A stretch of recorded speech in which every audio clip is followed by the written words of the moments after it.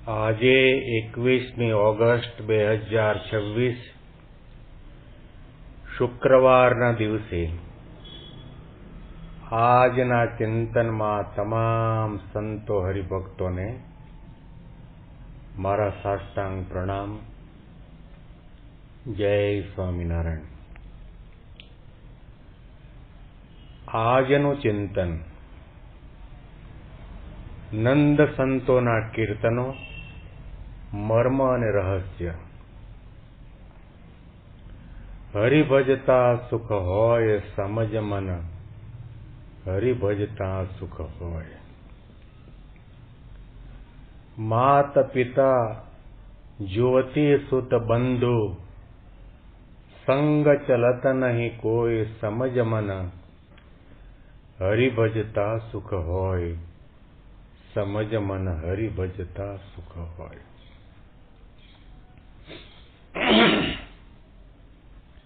સુખી થવું હોય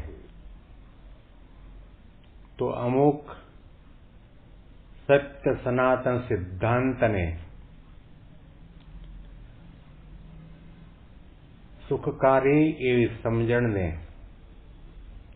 જીવનમાં આત્મસાત કરવી જ પડશે.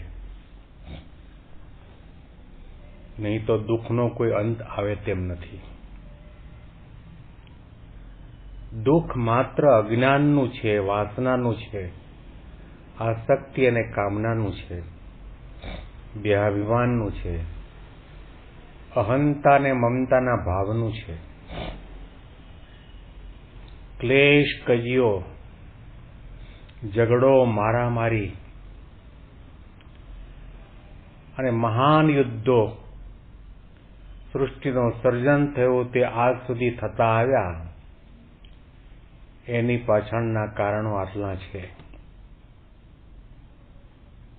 આ દુનિયાની અંદર અમારા જેવી સત્તા કોઈની નહીં. દેહમાંથી પ્રાણ પંખેડું ઉડ્યા પછી સત્તા અહીંની અહીં પડી રહેશે, ચાલુ જવાશે. ન રહ્યું નાણું રાજા નંદનું, સર્વે સુપન વ્યવહારજી. ક્યાં ગયો કુળ રાવણ તણો, સગર સુત 60,000જી. ન રહ્યું નાણું રાજા નંદનું, સર્વે સુપન વ્યવહારજી. જનની જીવો રે ગોપી ચંદની.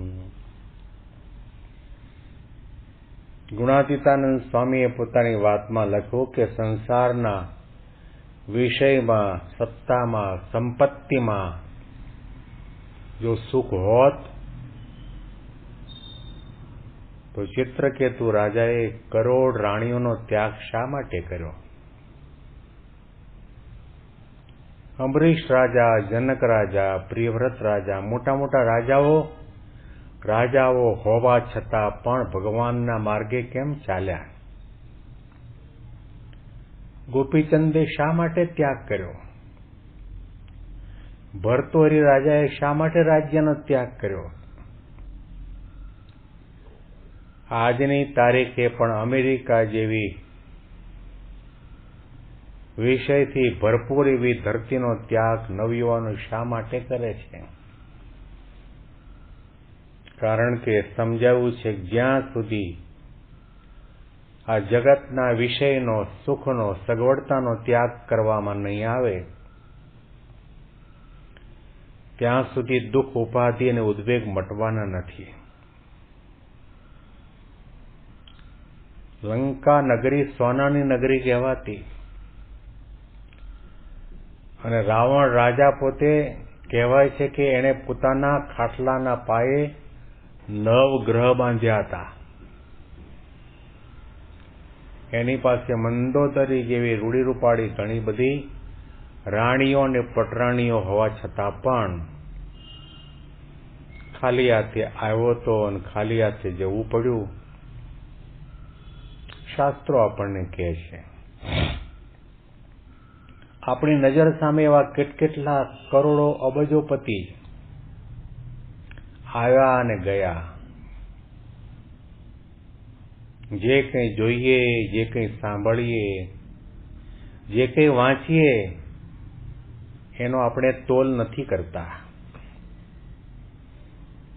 જાણે આ પૃથ્વીનું તળ રહે ત્યાં સુધી આપણે દુનિયામાં રહેવાના હોઈએ,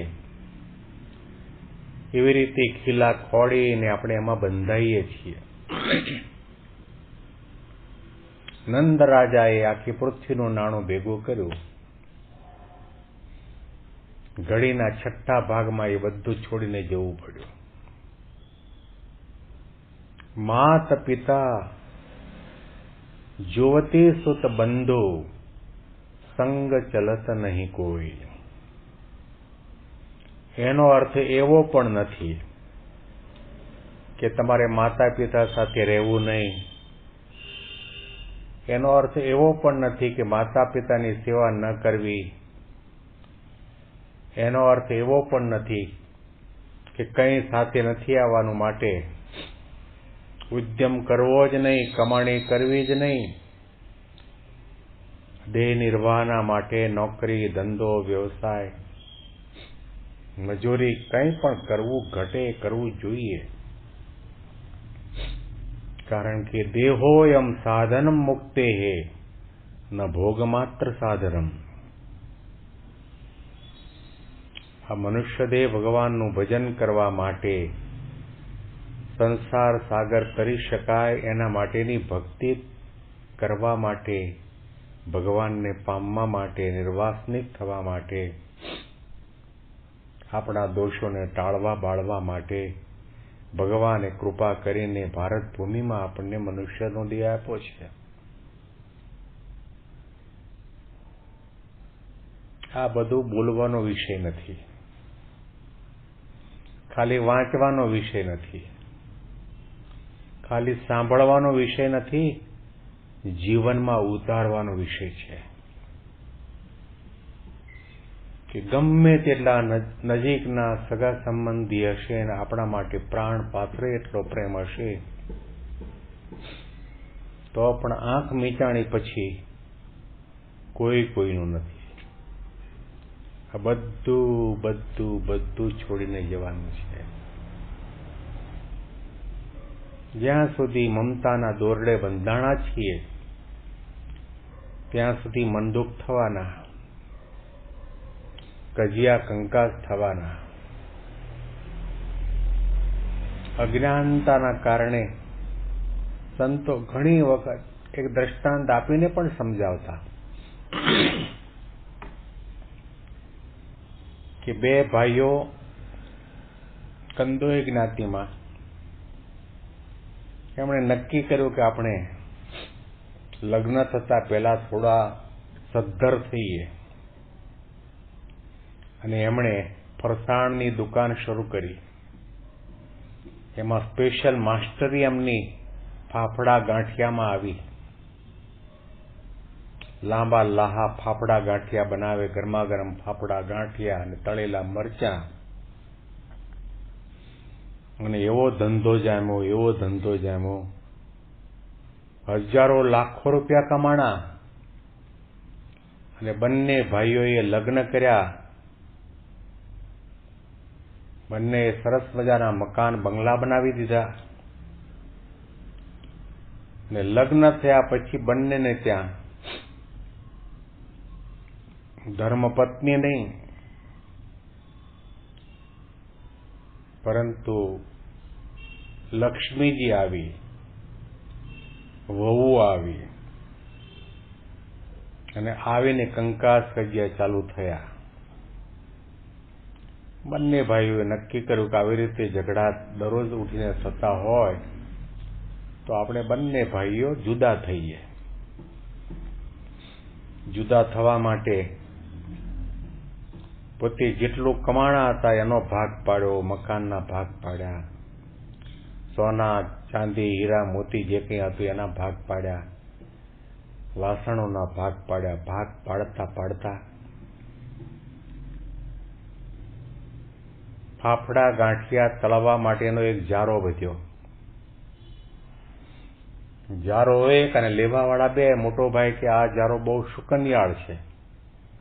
it is lucky for our business. આનાથી આપણે ગાંઠિયા પાડવાની શરૂઆત કરેલી, માટે આ જારો મને મળવો જોઈએ. નાનો ભાઈ કે નહીં, આ મને મળવો જોઈએ. બંને વચ્ચે ખેંચતાણ ચાલીને કોઈ કોઈને નમતું ન મૂકે. છેવટે એકબીજા ઉપર કેસ દાખલ કર્યો